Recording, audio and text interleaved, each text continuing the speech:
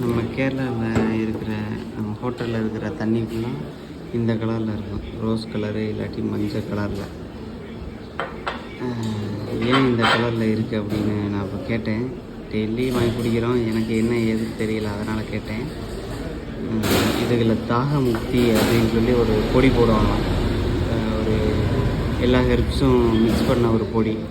அது இப்போ தான் எனக்கு அந்த அக்கா கூட்டிகிட்டு போய் கடையில் காமிச்சாங்க.